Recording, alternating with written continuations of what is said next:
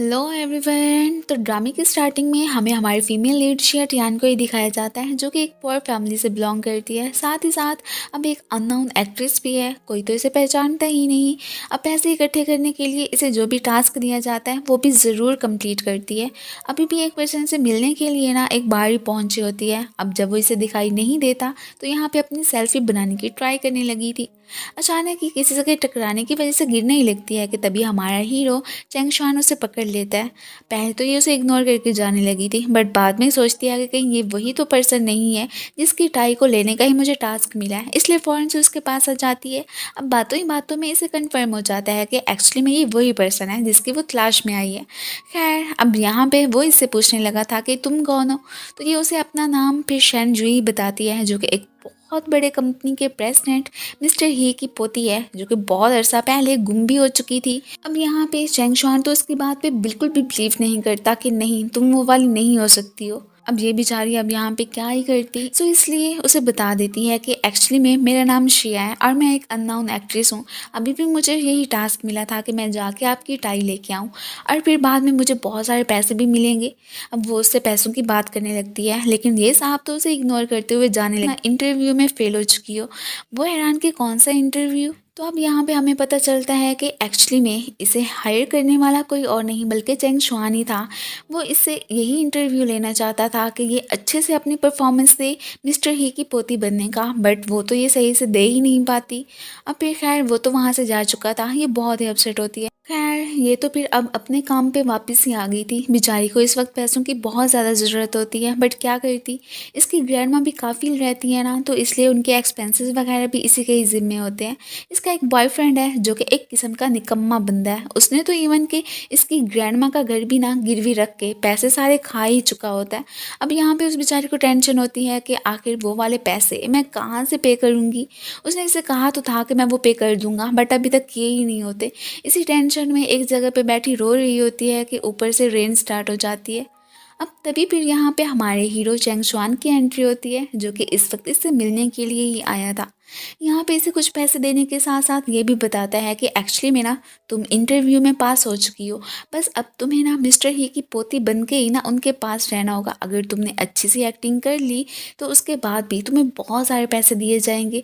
इस वक्त इसे इन सब की तो ज़रूरत होती है ना, इसलिए अब फिर फ़ौरन से मान जाती है उसके साथ जाने के लिए। सब देता हुआ अब वो तो वहाँ से चला गया था। नेक्स्ट सीन में हमें फिर अब ग्रैंडपा को ही दिखाया जाता है, जो कि इस वक्त बहुत ज़्यादा खुश थे।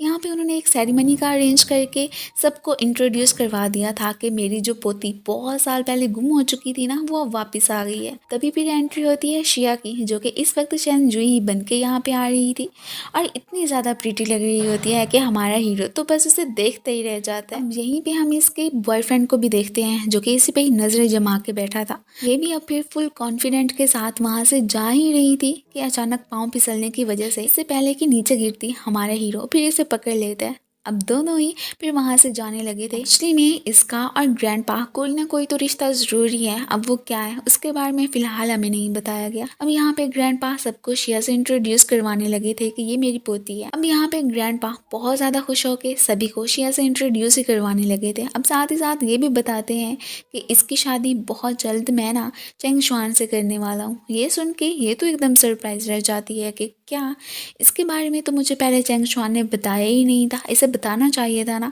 अब जाहिर सी बात है उसके लिए तो ये बात शॉकिंग ही होती है ना। वेल, अब वो वहाँ से जाने ही लगी थी और बाद में इस बारे में इससे पूछने भी लगती है और ये भी कहने लगी थी कि पहले तो तुमने मुझे इस बारे में बताना चाहिए था, मैं इस बात पे अग्री नहीं करूँगी। ये कहते हुए वहाँ से जाने ही लगती है कि तभी इसके बॉयफ्रेंड की एंट्री हो जाती है। अब यहाँ पे शिया को पता चलता है कि एक्चुअली में जिस पर्सन ने उसे चेंग शुआन से इंट्रोड्यूस करवाया था वो कोई और नहीं बल्कि यही था। साहब तो उसे यहाँ पे बहुत सारी धमकियां भी देने लगती हैं, इवन के ब्लैकमेल भी करने लगे थे कि अब तो तुम बहुत रिच बन चुकी हो ना, अगर तुमने मुझे बहुत सारे पैसे ना दिए तो फिर मैं सबको तुम्हारी असलियत का बता दूंगा। इवन के उसके पास इसकी कुछ फोटोज भी होती हैं और यही कहने लगा था कि ये तो मैं चेंग शुआन को बता दूंगा और वो तो फिर तुमसे शादी करेगा ही नहीं, सो इसलिए तुम तो रिच कभी भी नहीं हो पाओगी। यहाँ पे यह भी उसे धमकियां दे ही रहा होता है कि इतने में ऊपर से फिर हमारा हीरो आ जाता है और वो इसे यही कहने लगा था कि देखो अगर इसकी फ़ोटोज़ हैं भी सही ना, उससे मुझे कोई फ़र्क नहीं पड़ता। ये साहब कहते हैं कि ठीक है तो फिर मुझे इतने सारे पैसे दे दो, तो मैं फिर चुप कर जाऊँगा। अब उसे इन दोनों के कॉन्ट्रैक्ट का तो पता ही था ना।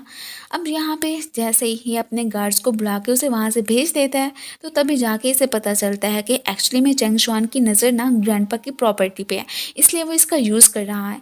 अब यहाँ पे ये तो उसे साफ मना कर देती है कि देखो तुम जो चाहते हो ना वो मैं बिल्कुल नहीं करूँगी, मैं किसी को ऐसे धोखा तो नहीं दे सकती ना, और किसी की फीलिंग्स को हर्ट करने का मैं तो कभी सोचूंगी भी ना। इसलिए उसे फिर इनकार करती हुई वहाँ से चली जाती है कि मैंने शहनशुई बिल्कुल भी नहीं बनना। अब उसके जाते ही इसने अपने असिस्टेंट को ऑर्डर दे दिया था कि इस पे ना तुमने नज़र ही रखनी है।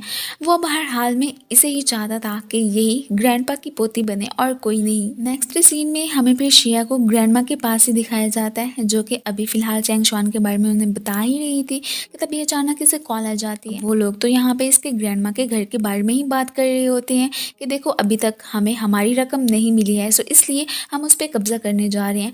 ये बेचारी भड़कती हुई फिर अपने बॉयफ्रेंड के पास पहुंचती है कि देखो तुमने क्या किया है, मैंने नहीं सोचा था कि तुम इतने घटिया शख्स निकलोगे। यहाँ पे उसकी काफ़ी ज़्यादा इंसल्ट कर देती है कि पहले तुमने मेरी ग्रैंडमा का घर खाया है, ऊपर से आप फिर बाद में मुझे ब्लैकमेल करने की भी कोशिश कर रहे थे। अब ये साहब तो गुस्से में आके उसे पकड़ लेते हैं कि ठीक है, पहले तो मैं ब्लैकमेल करने की कोशिश कर रहा था ना, अब तो तुम अपना किसी को भी मुंह दिखाने के काबिल ही नहीं रहोगे। अब इससे पहले कि ये उससे ज़बरदस्ती करने की कोशिश करता, तभी यहाँ पे किसी सिलसिले में बात करने के लिए ना चेंग शुआन ही पहुंचा होता है। वो तो अब इसे पकड़ के खूब सारी धुलाई लगा देता है और साथ ही साथ इसे वार्न करता हुआ वहाँ से जाने लगा था कि आइंदा के बाद ना शिया से दूर ही रहना, वरना फिर मुझसे बुरा कोई नहीं होगा। ये कहता हुआ उसे फिर उठा के वहाँ से चला जाता है। अब वो इसकी इतनी ज़्यादा केयर कर रहा था, तभी यहाँ पे फिर से रेन स्टार्ट हो जाती है। अब ये फिर अम्ब्रेला लेके उसके पास पहुँचता है और साथ साथ हैंड की दे के ये भी कहने लगा था कि देखो अब तो तुम रो मत। अब वो इसकी काइंडनेस को देख के ना अब बहुत ही ज़्यादा इम्प्रेस हो गई थी और साथ साथ से ये भी कह देती है कि मुझे ना पैसों की बहुत ज़्यादा ज़रूरत है, इसलिए तुमने मुझे जो भी करने को कहा था ना मैं वो करने को तैयार हूँ, बट उससे पहले मेरी कुछ कंडीशंस है। अब वो सब मानने के लिए ये दोनों एक रेस्टोरेंट में पहुँच आए थे। उससे पहले इन दोनों ने एक कॉन्ट्रैक्ट ज़रूर बना लिया होता है। अब यहाँ पे वो इसे यही कहने लगता है कि पूरे 3 महीने के लिए तो तुम्हें फिर मेरी फियांसी बन के रहना ही पड़ेगा। जब मुझे उनकी प्रॉपर्टी मिल जाएगी तो उसके बाद फिर मैं तुम्हें छोड़ सकता हूँ, और हाँ अगर तुम्हें इतने सारे पैसे चाहिए तो इसके लिए तुम्हें मेरे साथ कोऑपरेट तो करना ही पड़ेगा। वो भी यहाँ पे अपनी कुछ कंडीशंस वगैरह रखती है, जो कि ये फ़ौरन से मान ही गया था कि देखो अगर तुम्हें मैं जो भी कहता हूँ ना तुम वही करती रही तो उसके बाद तो फिर जाहिर सी बात है मैं तुम्हें पैसे दे ही दूंगा, उस सब की तुम्हें फिक्र करने की कोई भी ज़रूरत नहीं है। सो दोनों के दरमियान डील हो ही चुकी थी। ये दोनों रेडी होके ग्रैंडपा के पास जा ही रहे थे कि तभी यहाँ पे अचानक चेंग शुआन की चाइल्डहुड स्वीट हार्ट यूई रैन की एंट्री होती है। वेल वो तो बस इसे पसंद करती है, ये उसे नहीं करता। खैर वो यहाँ पे शेनजुई को इग्नोर करती हुई उसे लेती वहाँ से चली ही गई थी। इस बात से इसका मूड तो ऑफ हो जाता है। खैर नेक्स्ट हमें फिर इन्हें ग्रैंडपा के पास ही दिखाया जाता है। वो एक्चुअली में शेनजुई की कज़न ही है। खैर आज तो ग्रैंडपा बहुत ज़्यादा खुश होते हैं कि फाइनली हमारी फैमिली कंप्लीट हो ही चुकी है। अभी अभी ग्रैंडपा ने उसे बता दिया था कि एक्चुअली में शेनजुई जो कि बचपन में गुम हो चुकी थी ना वो तो वापस आ गई है, और साथ ही साथ चेंग शुआन और उसकी इंगेजमेंट सेरेमनी भी बहुत जल्द होने वाली है। ये सब सारी बातें सुन के इसे तो ज़रा भी अच्छा नहीं लगता। इवन कि यहाँ पे ये दोनों बहुत अच्छे से कपल होने का नाटक भी कर रहे थे, इसलिए इस बात से ये तो बहुत ज़्यादा ही जेलस फील करती है। अब यहाँ पे उनसे यही कहने लगी थी कि मुझे तो बिल्कुल विश्वास नहीं आ रहा कि यही शेनजुई है। आखिर फिर बाद में इन्हें ये भी कहती है कि मैं एक बात पे यकीन करूँगी, बचपन में उसकी और मेरी फ़ाइट हुई थी, सो उसके शोल्डर पे एक स्कार होना है, सो अगर ये मुझे वो दिखा दे तो फिर मैं मान जाऊँगी। ये सुन के यहाँ पे इस बेचारे की तो शक्ल देखने वाली होती है कि पता नहीं इसने वो वाला स्कार यहाँ पे बनाया भी है या नहीं। अब अगर इसे सारी रियलिटी का पता चल गया तो पता नहीं क्या बनेगा, इसलिए यहाँ पे वो इसे लेता हुआ जाने ही लगा था कि अचानक ये उसे रोक देती है कि नहीं अभी ठहरो। अब जैसे ही यहाँ पे उसकी शर्ट हटाती है ना तो वहाँ पे तो स्कार का निशान बना हुआ था। ये सब देख के यहाँ पे ना सिर्फ ग्रैंडपा ये भी एकदम शॉक ही रह जाता है, इसने ये इतना जल्दी बना भी कैसे लिया। खैर अब यहाँ पे ग्रैंडपा इसे डांटने लगते हैं कि अब तो तुम्हें यकीन आ गया ना कि यही शेनजुई है, इसलिए अब यहाँ से चली जाओ, यही तुम्हारे लिए बेहतर होगा। वो गुस्सा करती हुई वहाँ से जाने की करती है। अब उसके जाते ही ग्रैंडपा फिर यहाँ पे इन दोनों से ही बातें करने लगे थे। ये भी कहते हैं कि देखो शेनजुई अब की बार तो मैं तुम्हें प्रोटेक्ट नहीं कर पाया, बट नेक्स्ट टाइम अगर रैन ने तुम्हारे खिलाफ कोई भी बात की ना तो मैं उनसे खुद ही निमट लूँगा। खैर अब ये दोनों तो वहाँ से जाने लगते हैं। इधर ये मैडम गुस्से में जा ही रही थी कि तभी यहाँ पे इसे शिया का एक्स बॉयफ्रेंड मिल जाता है, जो कि इसे कॉपरेट करने को ही बोलने लगा था। अब उधर हमें दिखाया जाता है कि शिया ने इतनी अच्छी एक्टिंग की थी ना, तो इसलिए वो इससे मनी मांग रही होती है कि देखो अब तो तुम्हारे पैसे देने बनते हैं, मैं वो इसे फिर भी नहीं देता। यहाँ पे इसके क्लोज आने की ही कोशिश कर रहा था। इस बात से इसे तो बहुत ज़्यादा गुस्सा आ जाता है। अब नेक्स्ट हमें फिर शिया को अपनी इंगेजमेंट के लिए ड्रेस ट्राई करते ही दिखाया जाता है। वो तो इस वक्त बहुत ज़्यादा प्रीटी लग रही थी। इवन कि यहाँ पे चैंग शुआन भी उससे नज़रें हटा ही नहीं पाता। अब यहाँ पे वो ग्रैंडपा से कहती है कि देखिए ना, मेरा इतना हैवी ड्रेस है सो मैं शूज़ नहीं पहन सकती हूँ, तो क्या चैंग शुआन मेरे लिए ये काम कर देगा। असल में इसने उसे पैसे नहीं दिए थे ना, सो इसलिए वो इससे रिवेंज लेना चाहती थी। खैर अब ग्रैंडपा के सामने वो भी कैसे मना करता, फ़ौरन से आके इसे शूज़ पहना देता है एंड देन गुस्से में फिर वहाँ से खड़ा ही हो गया था। अब उसका बदला तो पूरा हुआ ना। इस वक्त शिया ने जो भी ड्रेस पहना होता है वो एक्चुअली में ग्रैंडपा ने ही डिसाइड किया था। इसे यही बता रहे होते हैं कि तुम्हारी मॉम ने भी वेडिंग के दिन यही वाला ड्रेस पहना था और तुम भी बिल्कुल उन्हीं की तरह ही काफ़ी प्रीटी लग रही हो। बातों ही बातों में वो उनका जिक्र छेड़ के ये भी कहने लगते हैं कि जब तुम बहुत छोटी थी ना, तभी उनकी एक एक्सीडेंट में डेथ हो गई थी। ये सब याद करते करते यहाँ पे वो तो बहुत ज़्यादा इमोशनल भी हो जाते हैं। ये फिर उन्हें तसल्ली देने लगती है कि आपको ना अब उनके बारे में सोचने की कोई भी ज़रूरत नहीं है और ना ही मेरे बारे में, मैं आपका भी ख्याल रखूँगी। अब यहाँ पे ये सुन के अब ये साहब भी अपनी टांग बीच में अड़ा ही देते हैं। वो भी कहने लगे थे कि हाँ बिल्कुल, आपको इसकी चिंता करने की कोई भी ज़रूरत नहीं है। बाकी रही शादी की बात, तो उसकी सारी अरेंजमेंट्स वगैरह मैं करवा दूँगा। अब ये सुन के यहाँ पे ये साहिबा ना फिर ग्रैंडपा से कहने लगती है कि अभी शादी करने में जल्दी ही क्या है, तो क्या आप 3 महीने के बाद मेरी शादी कर सकते हैं। तो ग्रैंडपा भी कह देते हैं कि हाँ ठीक है, इसमें भी कोई बड़ी बात नहीं है, जैसे तुम लोगों की मर्ज़ी। साथ ही साथ इससे घर की भी बात करते हैं कि मैंने वो तुम्हारे लिए बाय किया। अब ये सुन के ना इस साहब को एक शरारत सोचती है। वो भी ग्रैंडपा से कह देता है कि अभी चलो ठीक है, हम 3 महीने के लिए शादी नहीं कर सकते हैं, लेकिन 3 महीने के लिए अब जैसे कि हम एक लवी डवी कपल हैं तो साथ में तो रह सकते हैं ना। ये सुन के शिया तो एकदम सरप्राइज रह जाती है। अब जब से इस मैडम को पता चला था कि ये तो शिया के साथ शिफ्ट होने वाला है, ये सुन के अब इसका गुस्से के मारे बुरा हाल। खैर अब यहाँ पे इसे भी पटाने की कोशिश करने लगती है। ये कहने लगी थी कि हमने तो बचपन एक साथ में गुजारा था, तब तो हम एक दूसरे को बहुत लाइक करते थे, तो अब क्या हुआ, क्या हम अब एक दूसरे के साथ नहीं रह सकते। ये तो खैर उसे कोई भाव ही नहीं देता। इवन को उसे वहाँ से जाने को बोलने लगा था, ऊपर से असिस्टेंट आ जाता है। इसका गुस्से के मारे बुरा हाल, और ये तो उसे वहाँ से भगा देती है, लेकिन उसके जाते ही ना पीछे से चंग शुआन भी चला गया था। अब रात को शिया का इसके साथ रूम शेयर करना बिल्कुल भी अच्छा नहीं लग रहा था। वो इसे यही कहती है कि देखो मैं बेड पे सोऊंगी और तुम जाके सोफे पे सो। और साथ ही साथ इसके क्लोज आके ये भी कहने लगी थी कि देखो लड़कियों के साथ अच्छे से बिहेव करते हैं ना, तो क्या तुम मेरी बात मानोगे। वो यहाँ पे इसे यही कहता है कि देखो तुम्हारी एक्टिंग स्किल्स ना बहुत ही ज़्यादा ख़राब है, और फिर इसे इग्नोर करता हुआ ना सोफे पे ही आके बैठ जाता है। अब यहाँ पे ये उसे यही पूछने लगती है कहीं तुम्हें स्लीप वॉक करने की आदत तो नहीं है ना। ये उसका इतना सर कपा रही थी कि वो तभी यहाँ से पिलो उठा के ना इसे दे मारता है कि चुप करके लाइट्स ऑफ करके ना सो जाओ, मेरा सर खाने की इतनी ज़्यादा ज़रूरत नहीं है। इधर जू साहब ने फिर इस मैडम को घेरे में लिया होता है और यहाँ पे इसे सारी बात का बता देता है कि एक्चुअली में शिया ना शेनजुई है ही नहीं, और ना ही वो उस ग्रैंडपा की पोती है। ये सुन के ये तो एकदम सरप्राइज रह जाती है। अब इसने डिसाइड कर लिया था कि अब तो मैं ना उसका ये सीक्रेट ग्रैंडपा को बता के ही रहूँगी। इधर नेक्स्ट डे शिया मैडम तो ये सपने जाने में बिजी कि एक्चुअली में ना यहाँ पे चैंग चानू से रोमांटिक तरीके से उठाने की कोशिश कर रहा है, बट ये तो जस्ट उसका ड्रीम ही था ना, वो तो स्टिल सोफे पे सोया ही हुआ था। खैर ये तो अब उसके क्लोज आके उसे देखने लगती है। इस वक्त वो काफ़ी ज़्यादा हॉट एंड हैंडसम भी लग रहा होता है। जल्दी से अपना फ़ोन उठा के यहाँ पे इसके साथ सेल्फी बनाने ही लगी थी। अब तभी यहाँ पे अचानक ये अपनी आईज ओपन कर लेता है। ये देख के अब इसकी शक्ल देखने वाली, अभी इससे पहले कि दोनों के बीच कोई भी बात होती, ऊपर से अचानक इसे कॉल आ जाती है। ये कॉल किसी और की नहीं बल्कि यूई रैन की ही होती है। वो यहाँ पे इसे वार्न नहीं करने लगी थी कि देखो मुझे तुम्हारी ग्रैंड माँ का सारा पता चल चुका है और तुम्हारी असलियत का भी। अगर तुमने अभी के अभी ग्रैंडपा को जाकर ये सब ना बताया ना, तो उसके बाद फिर मैं तुम्हारी ग्रैंडमा का बुरा हाल कर दूंगी। ये सुन के ये बेचारी तो बहुत ज़्यादा अपसेट हो जाती है। अब इन दोनों की सारी बातें चैंग शुआन ने भी सुन ली थी। जाहिर सी बात है उसके लिए भी परेशान होना तो बनता ही था ना।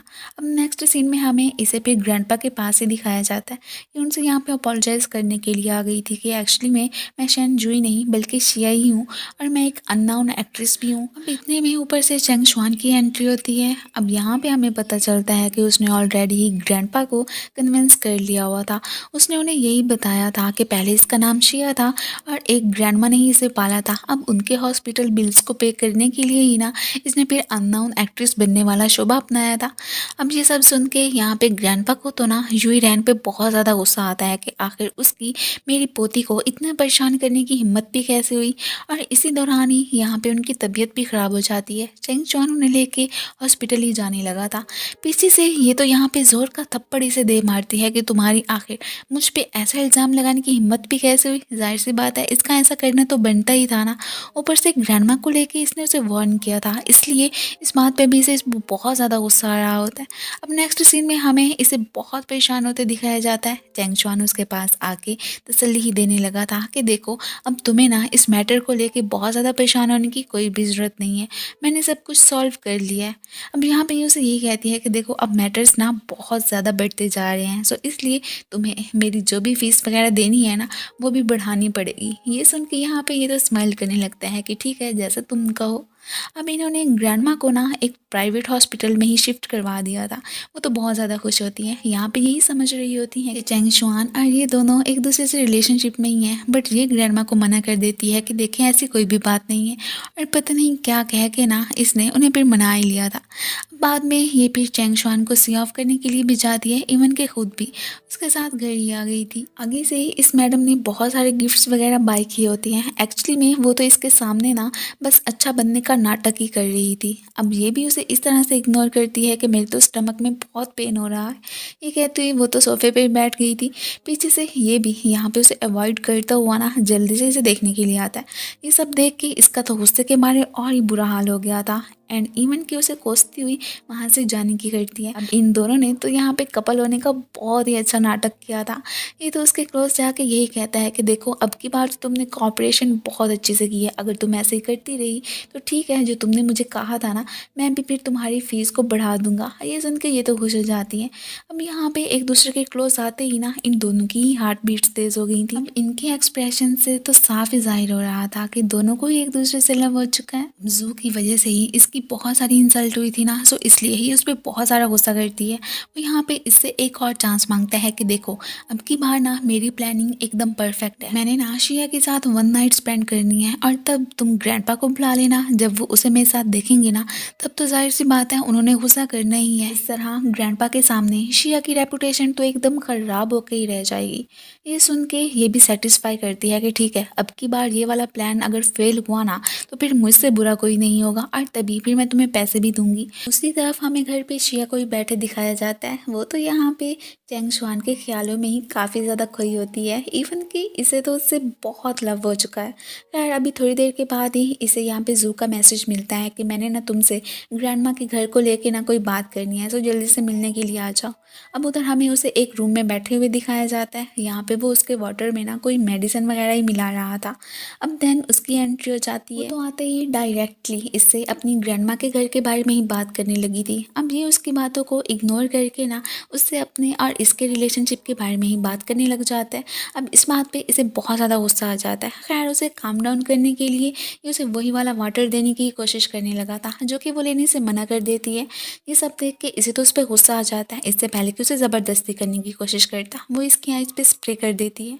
अब इसी दौरान ही ये तो उसकी टांगों को ही चिपक जाता है कि अब ये तो मैं बिल्कुल नहीं छोड़ने वाला हूँ। तभी अचानक यहाँ पे फिर चेंग चुआन की एंट्री होती है। वो तो इस पर बहुत ज़्यादा गुस्सा करने लगा था। तभी फिर हमें फ्लैशबैक में दिखाया जाता है कि वो उस होटल में एक मीटिंग के सिलसिले में ही आया था। तभी जैसे ही उसे पता चला कि शेनजुई ना एक पर्सन से मिलने के लिए रूम में गई है तो वो फ़ौरन से इसे देखने के लिए आ गया। जाहिर सी बात है वो इसे परेशानी में देख ही नहीं सकता था ना। इसे अपने लिए इतना ज़्यादा फिक्रमंद देखे ना ये तो बहुत रिलीफ फील करती है कि इसे मेरी इतनी परवाह तो है ना। वहाँ पे खुद को काम डाउन करने के लिए ये वही वाला पानी का ग्लास उठा के पीता है जिसमें कि उसने मेडिसिन मिलाई थी। अब उसे पीते ही इसकी कंडीशन तो बहुत ज़्यादा ख़राब हो जाती है। ये तो इस वक्त तो हॉट ही फील कर रहा था। इसे समझ नहीं आ रही होती कि आखिर मैं क्या करूं। अब इसे इस हालत में देख के ये बेचारी परेशान कि आखिर तुम्हें क्या हुआ है। खैर ये तो उसे पकड़ के यहाँ पे फोर्सफुली किसी करने लगा था। ये सब देख के शिया तो कन्फ्यूज़ हो जाती है। वो इसे काम डाउन रहने को ही बोलने लगी थी और ये भी कहती है कि देखो हमारे कॉन्ट्रैक्ट में मैंने ये भी तो कंडीशन रखी थी ना कि हमारे बीच कोई भी फिजिकल कॉन्टैक्ट एक्सेप्ट नहीं होगा। बट देखो अब क्या हो रहा है, खैर अब उसे भी एहसास हो जाता है। खैर यहाँ पे इसने तो उसके लिप्स पे बाइट भी कर लिया था। अब फ़ौरन से ये तो पीछे हो जाता है और उससे अपोलोजाइज़ करने लगा था। खैर इतनी देर में ना इसकी कंडीशन काफ़ी बेटर भी हो चुकी होती है। अब इनके रूम के बाहर ही हमें पे यूई रैन को भी दिखाया जाता है, जिसका इरादा यहाँ पे ग्रैंडपा को बुलाने के ही थे। अभी भी वो इसके आने का वेट कर रही होती है। अब तभी यहाँ पे ग्रैंडपा की भी एंट्री हो जाती है। अब यहाँ पे वो ग्रैंडपा को यही बताने लगती है कि देखिए ना, मैंने अभी अभी शेन जुई को एक आदमी के साथ इस रूम में जाते हुए देखा है। अब जैसे ये डोर ओपन करते हैं ना, तो सामने से चेंग शुआन और शेन जुई ही खड़े थे। ये देख के अब इसका फेस तो एकदम लटक ही जाता है, मेरा प्लान फिर से नाकाम हो गया है। ग्रैंडपा तो बहुत खुश दिखाई दे रहे होते हैं कि अच्छी बात है कि इनके बीच भी कुछ हुआ और मुझे बहुत जल्दी अपना ग्रेट ग्रैंडसन भी मिल जाएगा। उनकी खुशी का तो कोई ठिकाना ही नहीं होता। नेक्स्ट सीन में हमें इन दोनों को घर में बैठे दिखाया जाता है। चेंग शुआन इससे ऑफिस ज्वाइन करने की बात करने लगा था कि ग्रैंडपा ने कहा है तुमने मेरे साथ ही वर्क करने के लिए आना है, और ये भी कि तुम ना आज से मेरी असिस्टेंट ही बन के रहोगी। ये सुन के ये तो बिल्कुल नहीं मानती। ये भी जानती थी कि एक्चुअली में ना ऑफिस में यूई रैन भी काम करती है। सो ये कह देती है कि जिस सीट पे वो वर्क करती है ना, वही वाली मैं भी संभालूंगी।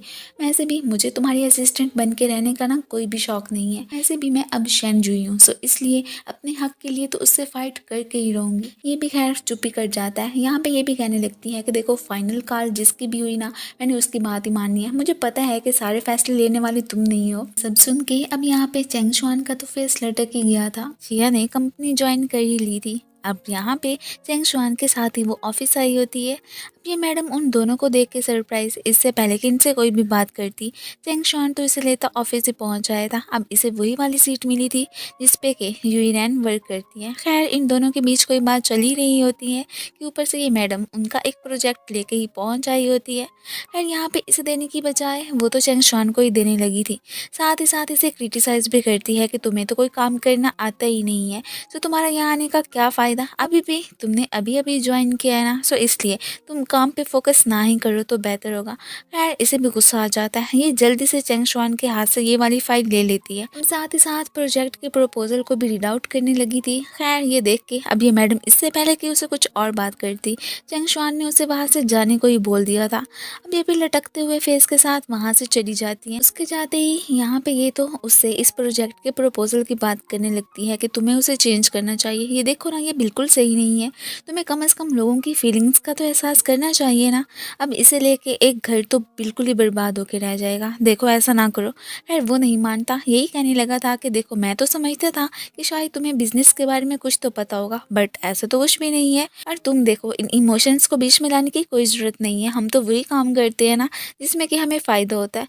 इस बात से ये तो उस पर बहुत ज़्यादा भड़क जाती है। या तो इवन के इसे ये भी कहने लगी थी कि देखो अब अगर मैंने कंपनी ज्वाइन कर ली है ना, सो ये वाला काम करना भी मैं अपना फ़र्ज़ ही समझती हूँ। खैर उससे तो बिल्कुल भी बुराई बर्दाश्त ही नहीं होती थी, इसलिए इसे यही कह देती है कि अगर मुझे जो भी बेटर लगा ना, मैं वही करूँगी। जहाँ कहीं भी मुझे कोई भी खराबी नज़र आई ना, उसे ठीक करना तो मेरा फ़र्ज़ ही बनता है। अब ये सब कहती हुई वहाँ से चली जाती है। ये पीछे से परेशान के आखिर अचानक इसे हो क्या गया है। अब तभी फिर हमें न्यू करैक्टर को भी दिखाया जाता है, जिसे कि ड्रिंक हासिल करने में काफ़ी दिक्कत हो रही थी। अब यहाँ पे शिया उसकी हेल्प कर देती है। ये सब करने के लिए वो बाद में उसे थैंक्स भी कह देता है। अब यहाँ पे बातों ही बातों में ना इसे अचानक बहुत अच्छा आइडिया मिल जाता है कि ठीक है, अगर मैं प्रपोजल चेंज नहीं करवा सकती ना, तो उसमें जो भी मसला है ना वो तो ठीक कर सकती हूँ ना। अब यहाँ पे उसे इतना बड़ा अब यहाँ पे उसे इतना अच्छा आइडिया मिल गया था, इसलिए वो भी इसे थैंक यू कहती हुई ना वहाँ से चली जाती है। अब फिर बाद में हमें रात का ही सीन दिखाया जाता है। ये तो लेट नाइट वर्क करती ही रहती है। इसने प्रपोजल में चेंजिंग वगैरह करने का फैसला कर ही लिया था। इधर ये साहब भी अभी तक उसके आने का वेट कर रहे होते हैं। अब जब वो इसे बहुत सारा काम करता देखता है ना, तो इसे भी एहसास हो गया था कि ज़रूर प्रोजेक्ट में कोई तो ऐसी बात है ही सही ना। और फिर बाद में इसे कहता है कि देखो अब तो इतनी लेट हो चुकी है, तुम अभी तक फारिग नहीं हुई हो। तो ये भी यहाँ पे हैरान होती है कि क्या तुम मेरे लिए वेट कर रहे हो, और साथ ही साथ उसे प्यार से देखने भी लगती है कि ये मेरी कितनी ज़्यादा केयर करता है। अब फिर हमें नेक्स्ट डे का ही सीन दिखाया जाता है। ये तो चेंग शुआन को लेकर बिल्कुल उसी विलेज ही पहुँच आई थी जहाँ पे कि वो प्रोजेक्ट पे काम करने वाले थे। इवन कि जिसके घर को गिराने का इन्होंने सोचा था ना, इसने तो वहाँ की ऑनर को अपना फ्रेंड ही बना लिया था, वो भी ऑनलाइन। वो यहाँ पे इनका वार्म वेलकम करती हैं। अब इधर आके इसे एहसास हो जाता है कि वाकई में मिसेस यांग की, तो यहाँ पे बहुत सारी यादें जुड़ी हैं उनके बच्चों की, उनके हस्बैंड की। अब इन्हें गिरा के वो उन्हें हर्ट तो नहीं कर सकता था ना। अब यहाँ पे इसके पास कोई ना कोई तो सोल्यूशन था। खैर शिया का तो यही इरादा था कि ये यहाँ पे आके ना उनकी फीलिंग्स को ही देखे, उनके इमोशंस को चेक करे, इसे भी कुछ तो एहसास होना। खैर जो कि उसे हो ही चुका था। अब यहाँ पे फ़िलहाल के लिए इनको तो बिल्कुल नहीं बताते कि आखिर उनके प्लान्स क्या हैं। खैर आज की रात तो इन लोगों ने यहीं पे ही स्टे करने का सोच लिया था। पहले तो ये यहाँ पे मिसेस यांग के रूम में ही सोई होती है। बाहर की तरफ हमें चेंग शुआन को ही दिखाया जाता है, जो कि इस वक्त प्रोजेक्ट की बात किसी और से ही कर रहा था। खैर ये जब वॉशरूम के लिए उठती है ना, तो इसे पता ही नहीं चलता। अब यहाँ पे इसका रूम ओपन था, तो इसलिए वो उसके कमरे में जाके सो जाती है। अब जैसे ये वापस आके उसे देखता है ना, तो एकदम सरप्राइज रह जाता है। अब इसे तो समझ ही नहीं आ रही होती कि क्या मुझे इसे उठाना चाहिए या नहीं।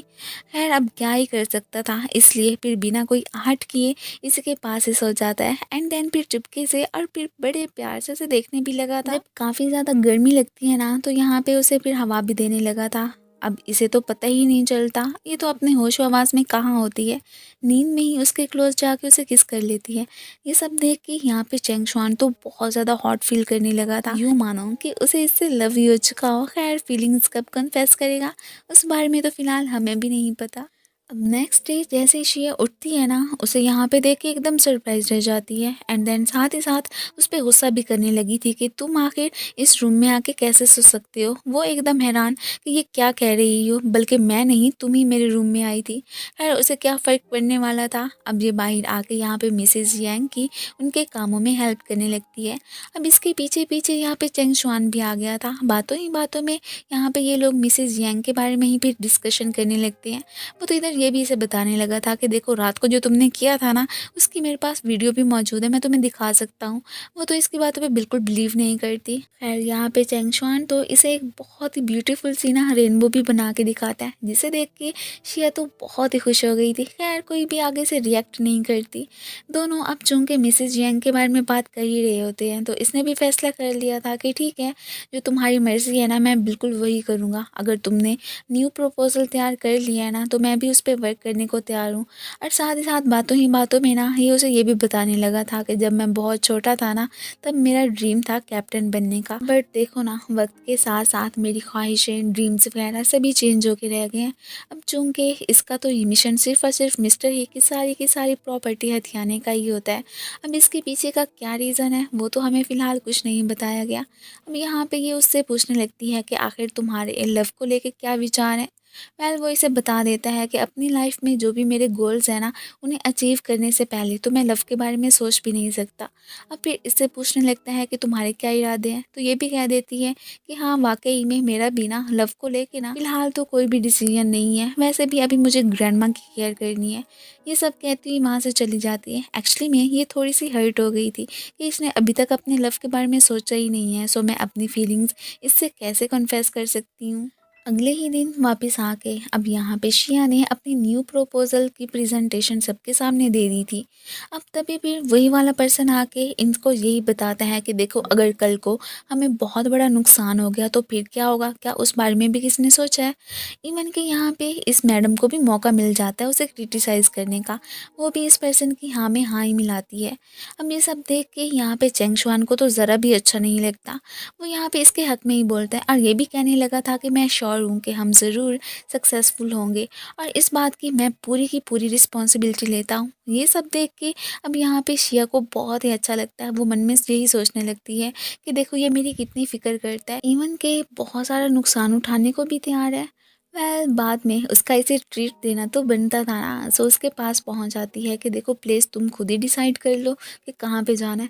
खैर इस वक्त ये बिजी होता है, तो इसलिए उसे कोई भी आंसर नहीं देता। बाद में ये बहुत परेशान बैठी होती है। खैर ऑफिस में उसने इसकी बात नहीं सुनी थी ना, तो बाद में शिया उसे मैसेज करके कह देती है कि देखो मैं तुम्हें ट्रीट देना चाहती हूँ, जो भी प्लेस तुम डिसाइड करोगे ना, बिल्कुल वहीं पे ही मैं तुम्हें लेके जाऊँगी।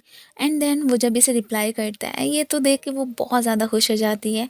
वो भी इसके साथ जाने के लिए मान ही गया था और यहाँ पे खुश भी लग रहा होता है। बाद में उसके पास जाने से पहले जब ये रेडी हो रही होती है ना, तो ये वाला सीन देख के यहाँ पे ये तो स्माइल ही करने लगा था। खैर फिर ऐसे प्रिटेंड करता है जैसे कि उसने देखा ही ना हो। अब चेंग शुआन ने तो वही वाली प्लेस चूज़ की होती है जो कि एक्सपेंसिव हो ही ना। ये देख के शिया तो बहुत खुश हो जाती है कि चलो, इसे मेरा इतना तो ख्याल है ना। अब दोनों यहाँ पे बैठे बैठे बातें भी करते हैं और इसने बहुत सारी डिशेस ऑर्डर भी करवा ली थी। वो तो हैरानी होती है कि ऐसी जगह पे ये पहले गया ही नहीं है। देखो मेरी वजह से ये यहाँ पे आया। अब खाना खाने के बाद दोनों तो यहाँ पे ड्रिंक भी करने लगे थे। अब थोड़ी देर के बाद शिया बहुत सोचने समझने के बाद ही ना इसे अपनी फीलिंग्स कन्फेस तो करना चाह रही थी, बट उसके वर्ड्स ही ख़त्म हो जाते, उसे समझ ही नहीं आ रही होती। बेचारी एकदम कंफ्यूज होकर ही रह गई थी कि अगर इसने मुझे रिजेक्ट कर दिया तो। ये सारा कुछ तो यहाँ पे चेंग शुआन ने नोट कर ही लिया था। खैर वो भी अब अपने इमोशंस पे कंट्रोल बिल्कुल भी नहीं रख पाता एंड देन जल्दी से इसके क्लोज आके यहाँ पे इसे किस कर लेता है। शिया ने तो फ़ौरन से इसे साइड पे ही कर दिया था। साथ ही साथ इस पे बहुत सारा गुस्सा भी करने लगती है कि देखो, मेरी परमिशन के बगैर तुम्हें मुझे किस करने की हिम्मत भी कैसे हुई। ये भी कहती है कि मैं यहाँ पे तुम्हें थैंक यू कहने ही आई थी कि तुमने आज तक मेरी बहुत हेल्प की है। वेल तुमने क्या समझा कि मैं तुम्हें यहाँ पे प्रपोज करने वाली हूँ। खैर ये बेचारा तो एकदम कन्फ्यूज़ होकर रह जाता है। इससे पहले कि उसे कोई भी एक्सप्लेनेशन देता, ये तो गुस्सा करती हुई वहाँ से जाने की करती है। अब नेक्स्ट डे ये तो शिया के आने का वेट ही कर रहा होता है। तभी असिस्टेंट के थ्रू इसे पता चलता है कि आज तो शैन शुई ने ना यहाँ पे लीव ली हुई है, तो वो नहीं आएगी। ये सुन के ये अपसेट हो जाता है। वेल साथ ही साथ ये भी कहने लगा था कि देखो मेरे लिए ना तुम्हें एक काम करना पड़ेगा। ये तो यहाँ पे उसे शिया को फॉलो करने का ही कहने लगा था। इधर हमें शिया को सीडीज शॉप पे ही दिखाया जाता है। यहाँ पे कोइंसिडेंटली उसकी मुलाकात मिस्टर चिन से हो जाती है। ये उसके म्यूज़िक टेस्ट के बारे में बात करने लगी थी। अब वो फिर उसे अपना पसंदीदा म्यूज़िक सुनाने लगता है जिसमें वो तो एकदम खो जाती है और यहाँ पे ये भी उसे प्यार भरी नज़रों से ही देखने लगा था। तभी असिस्टेंट इन दोनों की फ़ोटोज़ बना के चेंग शुआन को ही सेंड कर देता है, जिन्हें देख के वो तो एकदम गुस्सा ही हो गया था। बहुत जेलस फील करता है इवन कि अब तो अपने काम पे वो तो फोकस कर ही नहीं पा रहा होता। दूसरी तरफ हमें फिर जू को हॉस्पिटल से निकलते हुए दिखाया जाता है। उसके हाथ में एक रिपोर्ट मौजूद होती है और साथ ही साथ यूई रैन को मैसेज करके ये भी बता देता है कि देखो मुझे ग्रैंडमा की रिपोर्ट मिल चुकी है। अब तो तुम्हें कंफर्म हो ही जाएगा कि शिया एक्चुअली में ग्रैंडमा की ही पोती है, ना कि ग्रैंडपा की। इधर हमें घर का सीन दिखाया जाता है। ये तो आते ही ना यहाँ पे उसकी सीडी निकाल देता है कि देखो तुम्हारा ना म्यूज़िक में टेस्ट बहुत ज़्यादा ख़राब है, ये सुनने की कोई भी ज़रूरत नहीं है। ये देख के वो तो बहुत गुस्सा करती है, इवन के यहाँ पे दोबारा से अपनी सीडी लगा देती है। ये फिर से निकाल लेता है। ये देख के अब यहाँ पे इसे तो बहुत ज़्यादा गुस्सा आ रहा था। यहाँ पे उससे मांगने लगी थी जो कि वो बिल्कुल भी देने को तैयार नहीं होता। ये यहाँ पे जैसे उससे ये छीनने की कोशिश करने लगती है ना, तो इसी दौरान ये तो उसके बहुत क्लोज भी आ गई थी। खैर फ़ौरन से फिर पीछे भी हो जाती है। ये तो उसे बिल्कुल नहीं देने वाला था कि देखो ये चलाने का तुम सोचना भी मत। वेल फिर जैसे ही उसे देने की कोशिश करता है ना, दोबारा से वापस ले लेता है। ये अब यहाँ पे इसे चोट भी लग जाती है। ये गुस्सा करती हुई दूसरी साइड पे चली गई थी कि तुमने रखनी है ना इसे तो फिर रख लो। अब वो फिर इसे बैंडेज देने के लिए आ जाता है, उससे कोई भी बात नहीं करता एंड देन वहाँ से चला भी गया था। ये सारा सीन देख के शिया एकदम सरप्राइज रह जाती है कि इसे अचानक हो क्या जाता है। कभी देखो मेरी केयर कर रहा होता है और कभी देखो ऐसे अनजान बन जाता है। यहाँ पे थोड़ी देर के बाद जैसे ही बाहर आके देखती है तो चेंग शुआन था ही नहीं। ये हैरान कि वो किधर गया। अब स्टेयर से जैसे ही नीचे आके देखने लगती है तो उसके पास यहाँ पे यूई रैनी खड़ी थी जो कि उसे मेडिकल रिपोर्ट्स दे के यही बता रही होती है कि जो शेन जुई है ना, एक्चुअली में वो शिया है और तुम्हें चीट करने की कोशिश कर रही है। उसे तो खैर पता ही नहीं होता कि ये ऑलरेडी तो जानते हैं और इसी ने ही तो शिया को हायर किया है। अब उसके जाते ही ये जैसे ही अब अपने रूम में जाने लगा था तो अचानक यहाँ पे शिया को देख के एकदम सरप्राइज रह जाता है।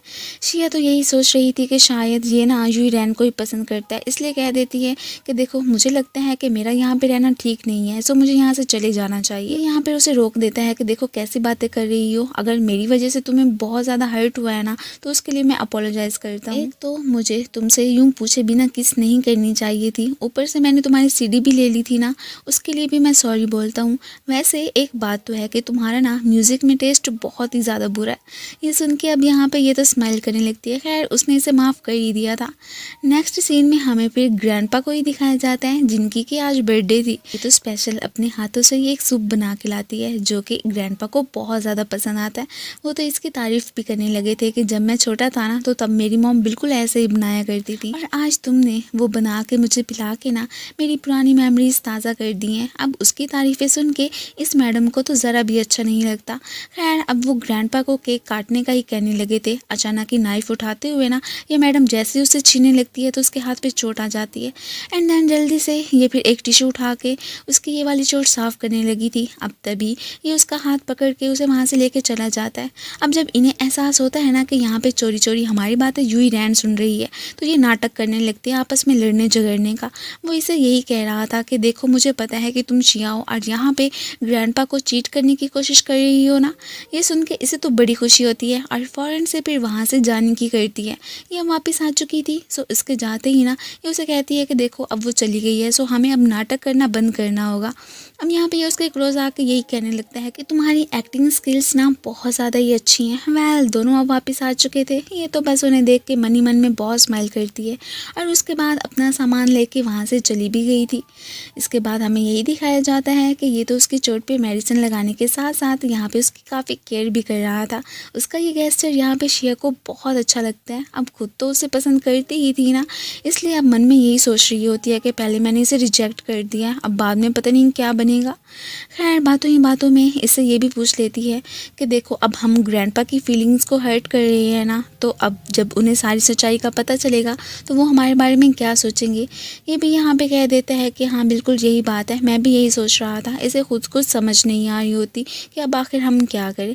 वेल यहाँ पे उसे ये भी कहने लगता है कि जब से तुम मेरी लाइफ में आई हो ना तब से मुझ में बहुत सारी चेंजिंग वगैरह आई हैं। खैर उन बातों को अब इग्नोर करके ये तो उसे अपने साथ कल डिनर पे चलने को ही बोलने लगी थी कि क्या तुम मेरे साथ आओगे ना, तो वो यहाँ पे यस कह देता है कि क्यों नहीं, मैं तो ज़रूर आऊँगा। अब नेक्स्ट हमें फिर मीटिंग का ही सीन दिखाया जाता है। ये मैडम तो सारे शेयर होल्डर्स को यही बताने लगी थी कि आज तो मैं शैन जुई की असलियत आप सबके सामने ला के रहूँगी। ग्रैंडपा को भी यही कहने लगती है कि मैं आपको बताती हूँ कि एक्चुअली में ना ये तो आपकी पोती है ही नहीं।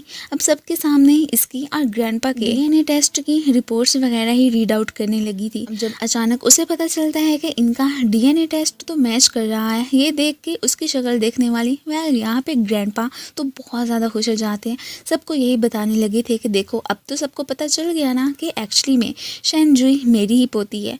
वेल ये मैडम तो अपना समूह लेके वहाँ से चलती बनती हैं। इसके बाद ग्रैंडपा ने अपने न्यू प्रोजेक्ट की रिस्पॉन्सिबिलिटी यहाँ पे चिन को ही दे दी थी। ये सब देख के अब इसको तो ज़रा भी अच्छा नहीं लगता। वो तो गुस्से में ही चिन को देखने लगा था। अब ये थोड़ी सी कंफ्यूज होती है कि आखिर हमारी रिपोर्ट्स चेंज कैसे हो गई, इस बारे में इससे बात करने लगती है। फिलहाल तो ये उसे कोई भी जवाब नहीं देता। अब बाद में यही कहती है कि देखो आज रात हम दोनों ने डेट पे जाना है ना, सो प्लीज़ तुम अपने टाइम पे ही पहुंच जाना। वो भी कह देता है कि डोंट वरी पहुंच जाऊंगा। अब ये बैठा ही था कि तभी यहाँ पे इसके पास चिन आ जाता है जो कि इसे क्रिटिसाइज करने लगा था। अब यहाँ पे हमें ये भी पता चलता है कि एक्चुअली में इस बात का चिन को भी पता है कि प्रॉपर्टी की खातिर ही ना चेंग शुआन शैन जुई से शादी करना चाहता है, इसलिए वो इसे कह देता है कि ऐसा तो मैं बिल्कुल होने ही नहीं दूंगा। अब ये सब सुन के ना इसे तो बहुत ज़्यादा गुस्सा आ रहा होता है। खैर नेक्स्ट टाइम में यही दिखाया जाता है कि ये तो इसके पास पहुंच आया था। अब इससे पहले कि ये उससे कोई भी बात करती ऊपर से वेटर आ जाता है, सो ये चुप कर जाती है। अब उसके जाते ही दोबारा से जो बात शुरू करने लगती है तो वो फिर से आ जाता है। इस बात से ये बहुत ज़्यादा इरीटेट होती है। अब जैसे ही वहाँ से जाता है ना तो फिर से अपनी बात कंटिन्यू करने ही वाली होती है कि अचानक इसे यूई रैन की कॉल आ जाती है। यहाँ पे शिया इस बात से भी तंग आके ना उसे रोक देती है कि देखो ये कॉल उठाने की भी ना कोई ज़रूरत नहीं है। वो भी कह देता है कि ठीक है तुमने जो कहना है ना तो तुम मुझसे कह सकती हो। अब अचानक फिर से ऊपर से कॉल आ जाती है। वो फिर उसे उठाने की इजाज़त दे देती है कि हो सकता है कि कोई इमरजेंसी होगी। अब जैसे ये कॉल पे बात करता है तो अब हमें पता चलता है कि यूई रैन एक्चुअली में एक बार में ना बहुत ज़्यादा ड्रंक हो चुकी है, सो वो इसे ही बुला रही थी। ये अब इसे एक्सक्यूज़ करता हुआ चलता बनता है कि देखो तुम मेरा यहाँ पे वेट करना, मैं थोड़ी देर में ही आता हूँ। ये तो यहाँ पे चेंग शुआन के लिए गिफ्ट भी लाई थी। अब उसके आने का वेट करने लगती है कि पता नहीं वो कब आएगा। अब दूसरी तरफ हमें दिखाया जाता है कि ये तो यूई रैन को ढूंढता हुआ एक बार में पहुँच आया था। वो जब इसे देखती है ना तो एकदम सरप्राइज रह जाती है और ये भी कहने लगी थी कि मुझे पता था कि तुम मेरी केयर करते हो और इसलिए मुझे यहाँ पे देखने के लिए ज़रूर आओगे। इसकी बातों से ना ये तो बहुत ज़्यादा इरिटेट होकर रह गया था। इससे पहले कि वहाँ से जाने की करता, ये तो फिर पीछे से उसे बुला के कहती है कि देखो अब तुम अगर यहाँ से एक कदम भी बढ़े ना तो मैंने खुद के साथ कुछ कर लेना है। मजबूरी में उसे फिर यहाँ पे रुकना ही पड़ जाता है। अब तभी जू जो कि अपनी एक और गर्लफ्रेंड के साथ यहाँ पे आया था, उसकी नज़र इन दोनों पे पड़ जाती है। हैरान कि ये आखिर यहाँ पे क्या कर रहे हैं। वह फिलहाल तो ये आपे से बाहर ही हो रही होती है। सो इसके लिए उसने होटल में एक रूम बुक करवा लिया था। सो उसे वहाँ पे छोड़ के ये तो वहाँ से चलता बनता है। फिर तभी जैसे ही उसे देखने के लिए बाहर निकलती है ना तो सामने से जोई खड़ा था।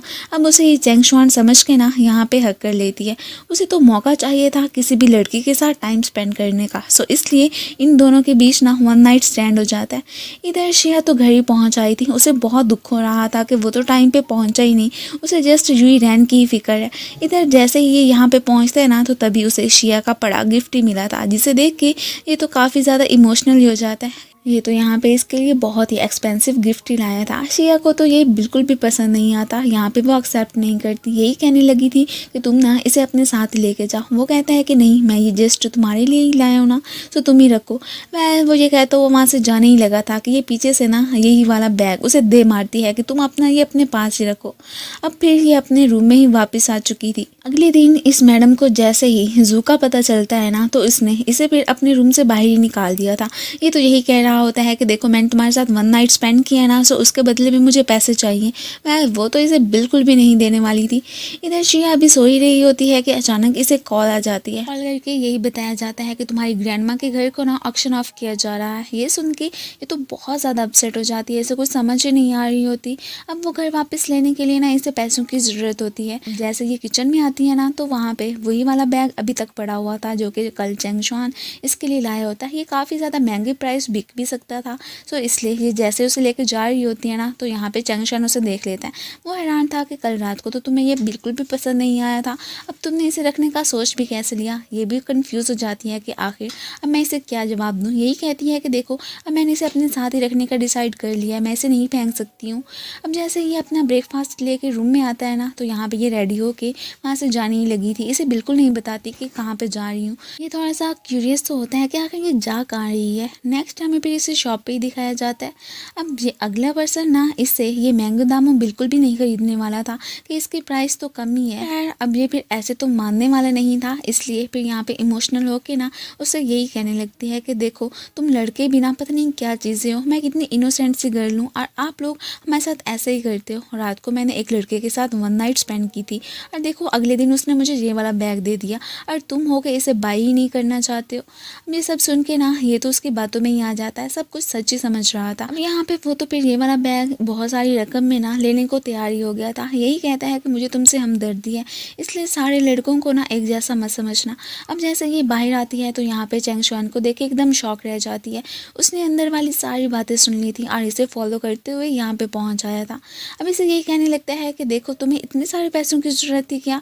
वह उसके क्लोज आने की कोशिश करने ही लगता है कि ये फ़ौरन से पीछे कर देती है कि मैं ना तुमसे बहुत ज़्यादा हेट करती हूँ और ये नहीं चाहती कि हमारे बीच कोई भी किस हो। खैर वो भी यही कहने लगता है कि अच्छा ठीक है, वैसे मुझे ये तो बताओ कि रात को तो तुमने कहा था कि मेरे वाला बैग बिल्कुल भी अच्छा नहीं है, सो क्या तुम्हें बहुत ज़्यादा एक्सपेंसिव चीज़ें पसंद है। अब मुझे भाषण देती हो कि मनी तो कोई चीज़ होती ही नहीं है और ख़ुद को देखो कि कैसे मनी के पीछे भाग रही हो। तो शिया को यहाँ पे अपने साथ वन नाइट स्पेंड करने के लिए कहने लगा था कि उसके बदले में तुम्हें जो भी रकम चाहिए ना वो तुम मुझे बता सकती हो, वो मैं देने को तैयार हूँ। खैर ये भी फिर फ़ौरन से मान जाती है कि ठीक है, अगर तुम अभी से स्टार्ट करना चाहते हो तो कर सकते हो। ये सुन के अब ये तो बहुत ज़्यादा हर्ट हो जाता है कि वाकई में इसे बस पैसों की ज़रूरत है। वो तो अब फिर गुस्सा करता हुआ ना वहाँ से चला ही गया था कि इसकी नज़र में मेरी कोई भी वैल्यू नहीं है।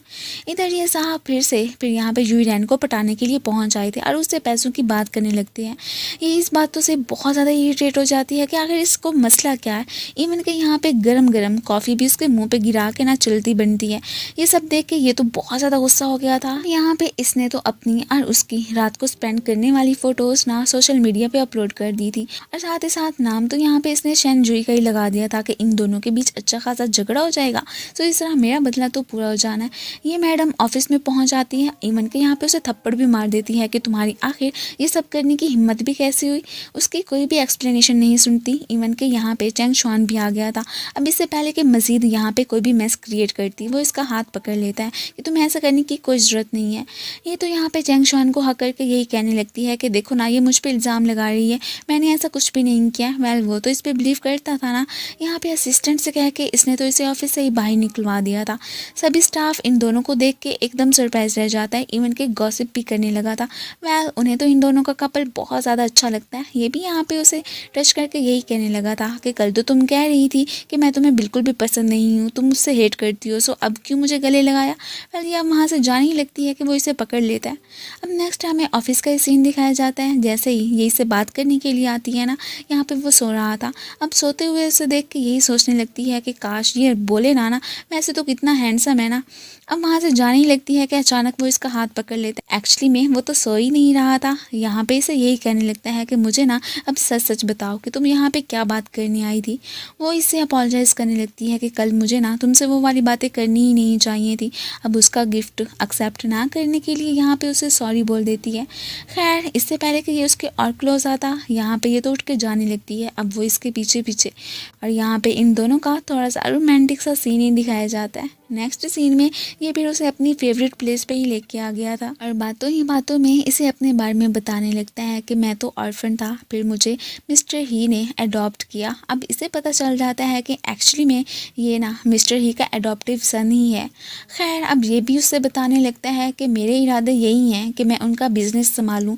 वो बहुत ज़्यादा बीमार रहते हैं ना, और ये भी मुझे पता है कि उनके बिज़नेस पे, उनकी प्रॉपर्टी पे बहुत सारे लोगों की नज़रें भी हैं।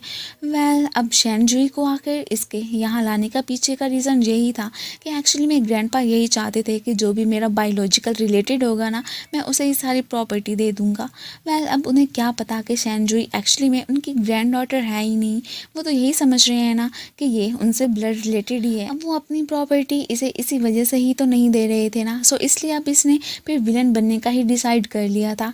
अब ये सारी बातें इससे शेयर करते करते ना यहाँ पे ये भी कहने लगता है कि पता नहीं क्यों अब मुझे ऐसे लग रहा है कि मुझे ना ग्रैंडपा के साथ ऐसा बिल्कुल नहीं करना चाहिए। वैसे भी उन्होंने आज तक मेरा इतना ख्याल रखा है।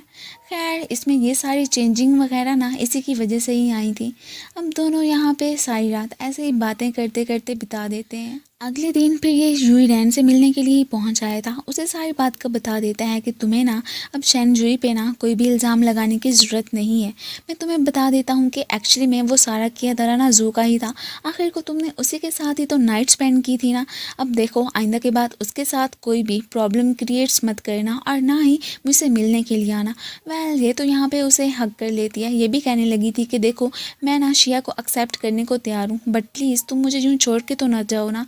लेकिन ये उसकी कोई भी बात नहीं मानने वाला था। यहाँ पे वो तो काफ़ी ज़्यादा अपसेट हो जाती है। दूसरी तरफ हमें फिर ऑफिस का ही सीन दिखाया जाता है। यहाँ पे इसकी मुलाकात चिन से हो गई थी। वो तो इस पे आते ही भड़कने लगता है कि देखो ना कि तुम शेनजुई तो हो ही नहीं बल्कि शिया ही हो, और इस बारे में मुझे सारा मालूम हो चुका है। सो अब ये नाटक करना तुम बंद कर दो, यही बेहतर होगा। अगर कल को ग्रैंडपा को इस बारे में पता चल गया तो क्या होगा। और वैसे भी ना तुम्हारी वजह से अब कंपनी में बहुत सारा लॉस हो रहा है। तुम यहाँ पे कोई भी काम तो करती नहीं हो, इसलिए तुम्हारा यहाँ से चले जाना ही बेहतर होगा। के यहाँ से उसे जाने को ही कह रहा होता है। ये सारी बातें सुन के ये तो बहुत ज़्यादा अपसेट हो गई थी। खैर अब यहाँ से ऐसे ही दुखी दुखी से जा रही होती है ना, तो अचानक ही इसे हॉस्पिटल से कॉल आ जाती है, जो कि आगे से इसे यही बताया जा रहा था कि तुम्हारी ग्रैंडमा की डेथ हो गई है। ये सुन के ये बेचारी तो सदमे में यहीं पर ही गिर जाती है। इसे नीचे पड़े देख के चेंग शुआन भागता हुआ इसके पास आता है। यही पूछने लगा था कि आखिर तुम्हें हुआ क्या। ये उसे बता देती है कि मेरी ग्रैंडमा की डेथ हो चुकी है। ये सुन के उसे भी बहुत अफसोस होता है। वेल साथ ही साथ इसे तसल्ली भी देने लगा था कि तुम ना टेंशन मत लेना, मैं हूँ ना तुम्हारे साथ। अब ग्रैंडमा की फ्यूनरल तो हो चुकी थी। यहाँ पे उनकी अस्थियाँ फेंकने के लिए समुंदर में ही पहुँच आई होती है। ये भी उसके साथ ही था। अब इतनी चुप चुप सी होती है कि उससे कोई भी बात नहीं कर रही होती। वो तो यही चाहता था कि ये कोई बात करे। अब यहाँ पे शिया तो इतनी ज़्यादा डिप्रेस्ड थी ना कि सुसाइड करने की कोशिश करने लगती है कि वो इसे पकड़ लेता है। यही कहने लगा था कि देखो तुम्हें ना यूँ ज़्यादा चिंता करने की कोई ज़रूरत नहीं है, लेकिन ये अब क्या ही कहती। इसे तो ग्रैंडमा के जाने का दुख बर्दाश्त ही नहीं हो रहा था। बस एक वही तो इसकी फैमिली थी ना। यहाँ पे ये भी अफसोस करने लगती है कि देखो ना मैंने अपने काम की खातिर ही ग्रैंडमा को समझो भुला ही दिया था। अब खैर पछतावे के अलावा तो इसके पास कुछ रह ही नहीं गया था। उसे यही कहने लगती है कि मैंने तो उन्हें ये भी नहीं बताया था कि आखिर मैं क्या काम कर रही हूँ। उन्हें तो बस एक प्रोजेक्ट का कह के ना मैं तुम्हारे साथ ही पहुँच आई थी। वेल ये तो अब उसे यही कहने लगा था कि जो होना था वो तो हो गया, अब इन सारी बातों का क्या फ़ायदा। खैर इसने तो अब फाइनली डिसाइड कर ही लिया था कि मैंने ना तुम्हारे साथ कोलैबोरेशन बिल्कुल करनी ही नहीं है। अब हम दोनों को ना अपना कॉन्ट्रैक्ट ख़त्म करना चाहिए। बाकी रही ग्रैंडपा की बात तो उन्हें जाके मैं सारी सच्चाई का बता दूंगी। अब मज़ीद मैं झूठ के बलबूते पे ना अपनी लाइफ नहीं गुजार सकती हूँ, बहुत हो गया वो सब कुछ। वेल अब इसने जो भी डिसीजन लिया था ना यहाँ पे ये तो उसे सपोर्ट ही करता है। यही कहने लगता है कि तुमने जो भी फैसला किया है ना बस मैं उसी पे ही खुश हूँ। एंड नेक्स्ट सीन में हमें यही दिखाया जाता है कि जैसे ग्रैंडपा से मिलने के लिए आती है ना तो यहाँ पे उन्होंने इसके लिए बहुत सारे गिफ्ट्स वगैरह बाय किए हुए थे। उन्हें पता था कि एक्चुअली में इसकी ग्रैंडमा की डेथ हो चुकी है, इसलिए वो इसके साथ अफसोस भी करने लगते हैं। यही कहने लगे थे कि देखो उन्होंने तुम्हें बहुत ही अच्छा पाला था। वेल अगर अब वो ज़िंदा होती ना तो मैं उनके पास जाके उन्हें थैंक यू कहता कि इतनी अच्छी तुम्हारी परवरिश करने के लिए उनका शुक्रिया। लेकिन अब क्या ही कहा जा सकता है, मुझे भी कितनी लेट हो चुकी है ना। अब इनकी ये सारी बातें सुन के इसे तो और ही ज़्यादा दुख हो जाता है कि देखो ना इन्हें मेरी कितनी ज़्यादा चिंता है, इवन कि मेरी ग्रैंडमा की भी, और मैंने देखो इनके साथ क्या किया। अब उसे ज़्यादा बर्दाश्त नहीं होता, वो यहाँ पे इनसे अपोलोजाइज़ कर लेती है, सारा सच का बता देती है कि देखें मैं ना शेनजुई हुई ही नहीं बल्कि शिया हूँ और वो मेरी असल में ग्रैंडमा ही थी। ये सब कहते हुए वहाँ से चली जाती है। ये भी कहने लगी थी कि मुझे ना माफ़ कर दीजिएगा। अब उनके जाते ही ये उसके पीछे उसे देखने के लिए जाता है। अब नेक्स्ट टाइम में दिखाया जाता है कि ये तो वही अपनी फेवरेट प्लेस पे ही पहुंच आई होती है। अब यहाँ पे चिन भी बैठा था, आके इसने इसे सारी बात का बता दिया था। ये भी कि मैंने ना ग्रैंडपा को जाके सारी सच्चाई का बता दिया। वो हम यहाँ पे इसे अप्रिशिएट करने लगता है कि तुमने ना बहुत ही अच्छा किया। वैसे भी वो कंपनी के लिए और सबके लिए अच्छा ही था ना, और तुमने इतना अच्छा डिसीजन लेके ना मेरा दिल तो खुशी कर दिया। वेल अब इसे अपसेट देख के उसे भी अच्छा नहीं लगता। यहाँ पे अब फिर अपने वाला सॉन्ग सुनने को कह के ना इसके लिए कॉफ़ी लेने ही जाने लगा था। अब नेक्स्ट टाइम में यही दिखाया जाता है कि ये तो उसके शोल्डर पे ही सर रख के सो चुकी थी। वेल अब जैसे ये देखते हैं ना कि ये उठने की कोशिश कर रही है और यहाँ पे ये तो फ़ौरन से अपनी आइज़ क्लोज कर देता है। अब उसे बाद में सोते देख के ना ये फिर चुपके से वहाँ से चली जाती है। यहाँ पे हमें इतना तो फील हो चुका था कि एक्चुअली में चिन ना इसे पसंद करने लगा। बाहर जैसे ही आती है तो सामने से चैंग शान को देख के एकदम शॉक, वो इसका वेट ही कर रहा था और यहाँ पे यही पूछने लगता है कि मैं तुम्हें कब से कॉल्स मिला रहा हूँ बट तुमने मेरी पिक ही नहीं की है। वो यहाँ पे उसके लिए से अपोलोजाइज़ करती है। यही कहने लगी थी कि एक्चुअली में मेरी बैटरी बिल्कुल ख़त्म होकर रह गई थी, इसलिए मैंने तुम्हारी कॉल्स देखी ही नहीं। अब वो तो इसका हाथ पकड़ के अपने साथ ही चलने को बोलने लगा था। वो कहती है कि कहाँ से मेरा घर, ग्रैंडपा को तो मैंने सारी सच्चाई का बता दिया, अब हम आखिर कहाँ जाएंगे। वो तो यहाँ पे इसे टेंशन बिल्कुल भी ना लेने को ही कहने लगा था। एंड देन नेक्स्ट टाइम में यही दिखाया जाता है कि ये उसे लेता हुआ मिसेस यांग के पास ही पहुँच आया था। वो तो इनका वार्म वेलकम करती हैं एंड देन अपनी जगह पर ड्राइंग बनाने का कह के वो तो इनके लिए खाना बनाने ही चली गई थी। पीछे से इसे तो पेंटिंग वगैरह करना बिल्कुल नहीं आता था, वो तो इसे सिखाने लगता है। अब यहाँ पे आके इसका मूड तो काफ़ी ज़्यादा अच्छा हो गया था। जैसे ही चैंग शान यहाँ पे इसकी ग्रैंडमा की पेंटिंग बनाता है ना, अपनी ग्रैंडमा की पेंटिंग देख के ये बेचारी तो बहुत ज़्यादा इमोशनल हो जाती है, इवन कि उसे हक भी कर लेती है। वो इसे तसल्ली देने लगा था कि देखो अब जाने वालों के साथ हम जा तो नहीं सकते और ना ही हम उन्हें रोक सकते हैं, लेकिन इतना ज़रूर कर सकते हैं कि उन्हें अपनी अच्छी मेमोरीज़ में ही याद करें। सो तुम भी ऐसे ही करो, ऐसे समझो कि जैसे ग्रैंडमा तुम्हारे आसपास ही हैं। वेल यहाँ पे इसे खुश करने का वो तो कोई भी मौका अपने हाथ से जाने ही नहीं देता। इसे भी बहुत सारी तसल्ली हो जाती है कि चलो कम से कम चैंग शान तो मेरे साथ है ना। ये अब उसका हाथ पकड़ के एक बहुत ही ब्यूटीफुल सी प्लेस पे ही लेके आ गया था। यहाँ पे किए सारे अरेंजमेंट्स वगैरह इसी के ही होते हैं। अब इधर वो फाइनली इसे फिर प्रपोज कर ही देता है। यहाँ पे यही कहने लगा था कि जब से तुम मेरी लाइफ में आई हो ना मैं बहुत ही हैप्पी रहने लगा हूँ, मैं भी तो ऑर्फन था ना, तुमने आके मेरी लाइफ में रंग ही भर दिए हैं। और ये भी कहने लगता है कि जब से तुमने मेरे साथ कॉन्ट्रैक्ट ख़त्म फ़ोन किया है ना तब से मैं बहुत ही लोनली होके रह गया हूँ। सो क्या अब तुम फिर से मेरी लाइफ में आ सकती हो? ये सब कहते हुए वो तो यहाँ पे थोड़ा बहुत इमोशनल ही होने लगता है। यहाँ पे अब वो इसे प्रपोज़ करता और ये उसे मना कर देती, ये कैसे हो सकता था? उसने तो फ़ौरन से इसका प्रपोज़ल एक्सेप्ट ही कर लिया होता है। आज की रात तो इन दोनों ने यहीं पे ही गुजार दी होती है, जो कि काफ़ी रोमांटिक भी होती है। वेल नेक्स्ट डे जैसे ही अब इन दोनों की आंख खुलती है ना, तभी ग्रैंडपा की इन्हें कॉल आ जाती है, जो कि यही कह रहे होते हैं कि आखिर तुम दोनों कब तक मुझसे छुपे रहोगे, जल्दी से वापस आओ। अब नेक्स्ट हमें यही दिखाया जाता है कि ये तो फ़ौरन से ग्रैंडपा के पास पहुंच आए होते हैं। अब यहाँ पे सारा ब्लेम तो इसने खुद पे ही ले लिया था। चंगशान उन्हें यही कहता है कि देखें ग्रैंडपा, इसे मैंने ही हायर किया था, सो इसे कोई भी पनिशमेंट मत दीजिएगा, जो भी कहना है आप मुझसे कह सकते हैं। वेल ग्रैंडपा तो यहाँ पे इन्हें ये भी कह देते हैं कि तुम लोगों ने क्या समझा था कि मैं बेवकूफ़ हूँ जो कि तुम लोगों के कहने में आ जाऊँगा? ऐसा कुछ भी नहीं है, मुझे तो शुरू दिन से ही पता था कि शिया तो मेरी ग्रैंड डॉटर है ही नहीं। हम यहाँ पे इन्हें यही स्टोरी बताने लगते हैं कि मैंने ना अपनी ग्रैंड डॉटर को बहुत ज़्यादा ढूंढा था। अब पिछले ही दिनों मुझे पता चला था कि एक्चुअली में उसकी तो डेथ हो चुकी है। मैं अब जैसे ही बाद में शिया मेरी लाइफ में आई तो पहले मैंने सोचा कि क्यों ना इसे ये अपनी ग्रैंड डॉटर बना के ना अपना थोड़ा सा गिल्ट कम कर लूँ कि मैं अपनी पोती का तो ख्याल रख ही नहीं सका। वैसे भी शिया इतनी काइंड थी ना, इसने मेरे दिल में अपनी जगह बना ही ली। अब तब से फिर मैंने सोचा कि चलो कम से कम ये तो मेरे साथ है ना। वेल देखो इसने अब फिर अपना सच बोल के फिर मुझे छोड़ के ही चली गई, मेरा ख्याल ही नहीं किया। वेल यहाँ पे इससे यही कहने कि क्या शिया तुम मेरी ग्रैंड डॉटर बनना पसंद करोगी? ये सुन के ये तो यहाँ पे उन्हें हक कर लेती है और फ़ौरन से तैयार भी हो गई थी। वो अब आखिर कहाँ इन्हें छोड़ के यहाँ से जाने वाली थी। अब ये सीन देख के यहाँ पे चैंगशान तो स्माइल ही करने लगता है। यूइरेन यहाँ पे जू से मिलने के लिए ही पहुंची होती है। वो तो यही समझ रहा था कि शायद इसने मेरे साथ रिलेशनशिप रखने का डिसाइड कर लिया है, इवन कि ये मुझे पैसे देने के लिए आई है, बट ऐसे तो कुछ था ही नहीं। अब उसे तो सारी सच्चाई का पता था ना कि जू ने उसके साथ क्या किया, इसलिए वो अपने साथ एजेंट्स को ही लेके आई थी और उनसे कह के इसे पकड़वा देती है। अभी यहाँ पे उसे निमट के बैठी ही होती है कि तभी अचानक इसे ग्रैंडपा कॉल करके अपने पास से बुलाने लगते हैं। ये तो फिर फ़ौरन से वहाँ जाने ही लगी थी। दूसरी तरफ हमें फिर चैंगशान को ही दिखाया जाता है, जो कि इसे इसके पुराने हाउस लेके आ गया था, जो कि इसकी ग्रैंडमा को होता है। वो जानता था कि इसने वो बैग इसलिए बेचने की कोशिश की थी ताकि वो पैसे जमा कर सके। मैं यहाँ पे वो इसे यही गुड न्यूज़ देता है कि मैंने तुम्हारे लिए ना यही तुम्हारे वाला हाउस बाय कर लिया है। ये सुन के वो तो काफ़ी ज़्यादा टची हो जाती है, इवन के इमोशनल भी। अब उसे रोते हुए ये थोड़ी ना दे सकता था, इसलिए यहाँ पे उसके टेयर्स साफ ही करने लगा था। अब ये तो बहुत ज़्यादा खुश होती है। यहाँ पे उसे यही कहने लगी थी कि देखो ग्रैंडपा ने हमें कितनी ज़्यादा इज्जत दी है, उन्होंने हमारे साथ ही रहने का डिसाइड कर लिया है, सो इसलिए क्यों ना हम दोनों मिलके उनके लिए कोई गिफ्ट प्रिपेयर करें। वेल अब नेक्स्ट हमें यही दिखाया जाता है कि दोनों मिलके उनके लिए कुछ बना ही रहे होते हैं और साथ ही साथ मस्तियाँ करने में भी काफ़ी ज़्यादा बिजी होते हैं।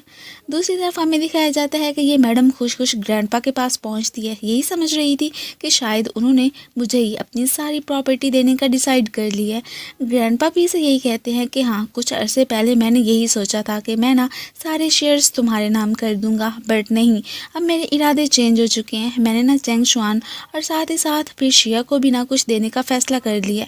ये सुन के ये तो उन पे काफ़ी ज़्यादा भड़क जाती है कि आप ऐसा करने का सोच भी कैसे सकते हैं। इवन कि यहाँ पे इस मैडम ने उनकी न्यू वाली विल तो यहाँ पे फाड़ ही दी थी। साथ ही साथ उनसे ये भी कहने लगी थी कि अब तो आपके ब्लड रिलेटेड लोगों में से सिर्फ एक मैं ही तो बची थी, अब आप मेरे साथ ऐसे कैसे कर सकते हैं? मैंने इतने अरसे वेट किया कि आप मुझे ही सब कुछ दे देंगे, बट एंड पे आके आपने मुझे ही चीट कर दिया। अब यहाँ पे इनकी तबीयत तो बहुत ज़्यादा ख़राब हो जाती है। हम ये तो अब उनकी पुरानी वाली विल लेके ना वहाँ से चलती बनती है। इधर जैसे ही यहाँ पे पहुँचता है तो इसे असिस्टेंट के थ्रू पता चलता है कि एक्चुअली में मिस्टर ही की तबीयत बहुत ज़्यादा ख़राब हो चुकी है, इवन कि उन्हें हॉस्पिटल में भी एडमिट करवा दिया गया है। और ये भी कि आज के दिन ही ना यूइरेन ने फिर मीटिंग का अरेंज भी किया है।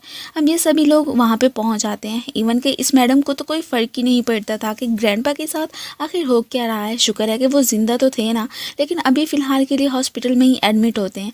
और ये उसी बात का ही फ़ायदा उठा के यहाँ पे यही अनाउंसमेंट करती है कि आज से ये सारी कंपनी मैं ही संभालूंगी। मानूंगी, इन सब लोगों को उसने विल दिखा दी थी जो कि ग्रैंडपा की पुरानी वाली ही होती है। अब उन्हें क्या ही पता होता। वेल यहाँ पे शिया को तो बहुत बुरा लगता है। वो इसे डांटने भी लगी थी कि देखो तुम्हें ऐसा नहीं करना चाहिए, कम से कम ग्रैंडपा को ठीक तो होने दो। वेल अब जो भी है ना, ये तो उनकी कोई भी नहीं सुनने वाली होती। यही कहने लगती है कि मुझे तो लगता है कि ग्रैंडपा की तबीयत ना तुम्हारी वजह से ही खराब हुई है। खैर इस पे तो इस बातों का कोई भी असर नहीं होता। अब वो क्या ही कहते, इसलिए चुप ही रह जाते हैं। इस मैडम ने आज से फिर अपनी सीट संभाल ही ली होती है और काफ़ी ज़्यादा खुश लग रही थी। आते ही यहाँ पे अपना बॉसी बिहेवियर सबके सामने शो करवाते हैं, सबको ही डांटने भी लगती है। अब नेक्स्ट हमें फिर घर का ही सीन दिखाया जाता है। इस मैडम ने शिया का सारा सूटकेस पैक कर लिया था, इवन कि उसे वहाँ से जाने को ही बोलने लगी थी। वो कहती है कि देखो अभी फ़िलहाल के लिए इस मामले को ना तुम रहने ही दो, पहले ग्रैंडपा ठीक हो जाए, हमें उनके थ्रू सारी बात का पता चल जाए कि एक्चुअली में वो चाहते क्या हैं। अब फिर बाद में उनका जो भी ऑर्डर हुआ ना मैं वही मानूंगी, तुम्हारा कहना तो मैं बिल्कुल भी नहीं मानने वाली हूँ। खैर ये सुन के इसे तो गुस्सा आ जाता है। ये तो अभी के अभी उसे वहाँ से जाने को ही बोलने लगी थी कि ये सब कुछ मेरा है और ये घर भी मेरा है, और बाकी रहे ग्रैंडपा वो अभी हॉस्पिटल में ही है, इसलिए तुम्हें उनकी चिंता करने की कोई भी ज़रूरत नहीं है। अब इसके इस बिहेवियर से ये भी काफ़ी परेशान हो जाता है। इससे पहले कि इससे कोई भी बात करता वो इसे यही कहने लगती है कि देखो मैं ना तुम्हें 2 ऑप्शंस देती हूँ, या तो फिर मेरे साथ यहाँ पे रहो या फिर अब सारी प्रॉपर्टी को छोड़ के ना शिया के साथ चले जाओ, तुम्हें तो यहाँ से कुछ भी नहीं मिलने वाला है। और वैसे भी इतने अरसे तुमने ये सब कुछ हासिल करने के लिए ही तो वेट किया ना, तो अब मुझे लगता है कि तुम मेरा कहना ही मानोगे। खैर वो क्या ही कह सकता था, इसलिए यहाँ पे शिया को जाने के लिए कह देता है कि देखो मैं तो यहीं पे इसके साथ ही रहूँगा। ये सब सुन के वो बेचारी इमोशनल होती हुई वहाँ से चली जाती है कि इसे मेरी ज़रा भी कदर नहीं है। वो ये सारी बातें अपने दिल से तो नहीं कह रहा था ना, उसके जाते ही फिर अपने आंसू साफ कर लेता है और इसके सामने ऐसे मुड़ के देखता है ना जैसे कि कुछ हुआ ही नहीं है। ये मैडम तो बहुत ज़्यादा खुश थी कि चलो कम से कम चैंग शुआन तो मेरे पास वापस आया ना। अब नेक्स्ट सीन में हमें शिया को घर में ही बैठे दिखाया जाता है। ये वापस आ तो चुकी थी, मन में यही सोच रही होती है कि कम से कम चैंग शुआन ने मेरे लिए ये तो एक अच्छा काम किया कि मुझे मेरा घर वापस ला दिया। खाना खाते हुए उसे काफ़ी ज़्यादा मिस करती है, इवन कि उसके साथ सारे बिताए पलों को ही याद करने लगी थी। ये भी सोच रही होती है कि देखो मैं तो अपनी लाइफ में कितनी अकेली रह गई हूँ, और वो फिर उस जुई रैन मैडम के साथ ही बैठा कितना इंजॉय कर रहा होगा। ये सब कहते कहते बेचारी का दिल तो काफ़ी ज़्यादा दुख रहा होता है। इस मैडम ने ऑफिस में से ना इन तीनों की फ़ोटोज़ ही हटवा दी थी और साथ ही साथ इस पे भी डोरे डालने की कोशिश करने लगती है। इवन के ये भी कहने लगी थी कि मैंने तो डिसाइड कर लिया है कि इस कंपनी को बेच के ना फिर हम जो भी पैसे मिलेंगे ना उससे पूरी ज़िंदगी ऐशो इशरत की गुजारेंगे। ये उसे यही कहता है कि देखो अभी फ़िलहाल के लिए ना तुम ये डिसीजन मत ही लो तो यही बेहतर होगा, और वैसे भी ग्रैंडपा ठीक हो जाए और कंपनी कुछ बेहतर हो जाए तो इसके बारे में हम फिर बाद में ही सोचेंगे। अब साथ ही साथ इसका ध्यान भटकाने के लिए ये भी कहने लगा था कि मैं ना तुमसे इंगेजमेंट करने के लिए तैयार हूँ। अब ये मैडम तो बहुत ज़्यादा खुश हो जाती है। ये तो चाहती थी कि अभी के अभी ना हम दोनों साथ में बहुत अच्छा टाइम भी स्पेंड कर ले। वेल इसके ये इरादे तो ये कामयाब बिल्कुल भी नहीं होने देता। यही कहने लगा था कि देखो अभी तुम्हें ना थोड़ा सा वेट करना पड़ेगा, वैसे भी मुझे जल्दी है, मैंने जाके ना कुछ तैयारियाँ वगैरह करनी है, आखिर को हमारी इंगेजमेंट सेरेमनी भी तो होनी है ना, वो तो मैं एकदम परफेक्ट चाहता हूँ। ये कहता हुआ फिर वहाँ से चला जाता है। ये तो उसकी इन बातों से ही खुश हो जाती है कि चलो कम से कम इसने मुझे अपनाने का सोचा तो सही ना। दूसरी तरफ घर पे हमें शिया को ही दिखाया जाता है। बेचारी इस वक्त फिर से उसके साथ सारे बिताए पलों को ही याद करने लगी थी। बेचारी यहाँ पे तो काफ़ी ज़्यादा इमोशनल हो जाती है, इवन कि उसकी आंख भी लग गई थी। अब थोड़ी देर के बाद अब जैसे ही यहाँ पे कोई डोर बजाता है ना तो इसकी आंख खुल जाती है। जब ये ओपन करके देखती है तो वहाँ पे फिर हमें चैंग शुआन को ही दिखाया जाता है, जो कि इससे यही कह रहा था कि देखो तुमने क्या समझा कि मैं तुम्हें छोड़ दूंगा, नहीं ऐसा कुछ भी नहीं होगा। यहाँ पे उसे यही कहने लगा था कि देखो मेरी मजबूरी थी इसलिए मैंने यूई रैन को चूज़ किया। एक तो मैं ये जानना चाहता था कि आखिर ग्रैंडपा की इस तबीयत के पीछे कहीं उसका हाथ है या किसी और का, और ये भी कि प्रॉपर्टी भी तो मुझे संभालनी है ना, आखिर को ग्रैंडपा इधर हैं जो नहीं। अब वो भी फिर इसकी बात पे बिलीव कर लेती है। अब जैसे ये उसके क्लोज आके इसे किस करने लगा था ना तो फिर साथ ही साथ स्माइल भी करके ना फ़ौरन से पीछे हो जाता है कि तुमने क्या समझा कि मैं तुमसे ये सब कहूँगा, ऐसा कुछ भी नहीं है। वैसे भी तुम हो क्या चीज़ तुम्हारी खातिर, आखिर मैं वो इतना सब कुछ कैसे छोड़ सकता हूँ, तुम खुद को समझती क्या हो। ये बेचारी एकदम परेशान हो जाती है कि ये क्यों भड़का हुआ है, इसलिए उसे रोकने की कोशिश करने तो लगी थी बट ये उसे धक्का दे देता है। इवन की ईवल से स्माइल भी इसे पास ही करके वहाँ से चलता बनता है। अब फिर हमें पता चलता है कि एक्चुअली में ये सब कुछ ना यहाँ पे शिया का ड्रीम ही था, वो तो इधर आया ही नहीं होता। ये बेचारी तो यहाँ पे काफ़ी ज़्यादा कंफ्यूज होती है कि आखिर चैंग शुआन इंसान मुझे रिजेक्ट कैसे कर सकता है। ऐसे भी उसने मेरे साथ इतने सारे दावे किए थे कि वो मेरे साथ लाइफ बिताएगा, अब आखिर उसने मुझे कैसे छोड़ दिया। अभी ये फिर उसकी सोचों में गुम बैठी ही थी कि तभी अचानक डोरबेल बजती है। ये एकदम सरप्राइज के इस वक्त कौन आ गया। बाहर कोई और नहीं बल्कि यूई रैनी होती है। वो यहाँ पे इसे इनविटेशन कार्ड देने के लिए ही आई थी कि कल मेरी और चैंग शुआन की इंगेजमेंट है, सो तुमने तो ज़रूर ही आना है। मैं वहाँ पे तुम्हारा वेट करूँगी। वैसे भी जेलिस फील करके ना घर पे ही ना बैठी रहना। ये बेचारी अब उसे क्या ही कहती, अब उसका काम तो इसे जलाना ही था ना, इसलिए जलाती हुई वहाँ से चलती बनती है। इसे तो उस पर बहुत ज़्यादा गुस्सा आ रहा था, बट क्या करती। अब दोबारा से जैसे ही कोई डोर नॉक करता है ना, ये हैरान कि अब कौन आ गया। यही समझ रही थी कि शायद फिर से जूही रैन होगी, इसलिए अब की बार इसने डंडा ही उठा लिया था कि उसे तो मैं सबक सिखा के रहूँगी। वेल बाहर तो एक डिलीवरी बॉय होता है जो कि इसे पार्सल पकड़ाता हुआ वहाँ से चला ही गया था। इधर हमें दिखाया जाता है कि ये रेस्टोरेंट में कब से बैठा इसके आने का वेट ही कर रहा होता है। तो इसलिए ये भी कहने लगा था कि तुम आखिर रह कहाँ गई थी, क्या तुम मुझे बता सकती हो। वो ये कहती है कि मैं ना अपनी एक फ्रेंड को इनविटेशन कार्ड देने के लिए गई थी, इसलिए तुम गुस्सा तो मत करो ना। अब यहाँ पे उसे बहलाने लगती है। अब फाइनली इनकी इंगेजमेंट का दिन आ ही चुका था। ये भी रेडी होके वहाँ जाने लगती है और ये मैडम भी फुल तैयार हो चुकी थी और काफ़ी प्रीटी भी लग रही होती है। अब इंगेजमेंट सेरेमनी में सभी लोग इनसे यही क्वेश्चंस करने लगे थे कि पहले तो चैंग शुआन ने शेन जुई के साथ शादी करने का सोचा था, बट अब क्या हुआ। इससे पहले कि उन्हें कोई भी जवाब देते, ऊपर से यहाँ पे शिया की एंट्री हो जाती है। वो यहाँ पे सबको यही बताने लगी थी कि पहले चैंग शुआन ने मुझे ही हायर करके ना शेन जुई बनाया था और साथ ही साथ मुझसे शादी करने के बाद पूरी प्रॉपर्टी भी हथियाना चाहता था। अब यही वाली चाल ना वो यहाँ पे यूई रैन के साथ भी चल रहा है ताकि बाद में वो सारा पैसा हड़प सके। अब यहाँ पे उसकी जितनी भी बुराइयाँ कर सकती थी ना, वो सारी की सारी करने लगती है। ये सब कुछ देख के सभी तो एकदम सरप्राइज रह जाते हैं। वेल यहाँ पे वो इसके क्लोज आके यही कहने लगा था कि देखो तुम्हें ये सब कहने की कोई ज़रूरत नहीं है। वो तो उल्टा इसे थप्पड़ मार देती है कि अब आके मुझसे ये सब कहने की क्या ज़रूरत है, तुमने मेरे साथ कौन सा अच्छा किया है। ये तो अब फिर शर्मिंदा होता हुआ वहाँ से चलता बनता है। अब नेक्स्ट हमें फिर इस मैडम को ही दिखाया जाता है जिसे कि बहुत ज़्यादा ही गुस्सा आ रहा था, और वो भी शिया पे कि उसने मेरा इंपॉर्टेंट दिन तो बिल्कुल ही ख़राब करके रख दिया। ये उसे यही कहता है कि अच्छा तो तुम अपनी इसी फ्रेंड को यहाँ पे इनवाइट करने के लिए गई थी, अब देखो बुक तो क्या हो गया है। वो अब इसे मनाने की कोशिश करने लगती है। ये भी कहने लगी थी कि देखो तुम ना टेंशन मत लो, मैं सब कुछ संभाल लूँगी। मैंने अब बहुत इंतज़ार कर लिया, फाइनली मैंने कंपनी को अब तो सेल करने का सोच ही लिया है। इसके बाद जो भी पैसा मिलेगा ना, हम तो वो लेके अब्रॉड चले जाएंगे और वहाँ पे अपनी पूरी लाइफ बिता देंगे। हमारी ज़िंदगी में कोई भी गम नहीं आएगा। खैर अब वो क्या ही कहता, यहाँ पे फिर चुप करके ही बैठा रहता है। अब नेक्स्ट हमें इसे क्लाइंट के पास बैठे दिखाया जाता है, इससे पहले कि उनके साथ ये कॉन्ट्रैक्ट साइन करती। ऊपर से इन सब की एंट्री हो जाती है, जिन भी इनके साथ ही था। अब फिर हमें पता चलता है कि ऑलरेडी ना वो लोग तो इसके साथ नाटक ही कर रहे थे और ये समझते रहे कि वाकई में चैंग शुआन उसके साथ है। वो यहाँ पे से यही कहने लगते हैं कि देखो अब तुम्हारा ना ये वाला सारा नाटक बहुत ज़्यादा हो गया, सो तुम्हें अब बस कर देनी चाहिए। तुम्हें क्या लगता था कि हमें पता नहीं चलेगा? हमें सब कुछ पता था। इन्हें तो ग्रैंडपा की विल का भी पता होता है। अब इसने जो चेंज कर दी थी इस बारे में भी उन्हें मालूम हो चुका था। अब फिर हमें तभी फ्लैशबैक का सीन दिखाया जाता है कि वो पार्सल चैंग शुआन ने इसे सेंड किया था और सारा कुछ बता दिया था कि तुमने आखिर कल इंगेजमेंट सेरेमनी में आके क्या कहना है। सो उसने अकॉर्डिंग टू प्लानिंग क्या कि इनकी इंगेजमेंट वहीं पे ही ख़त्म होके रह जाए।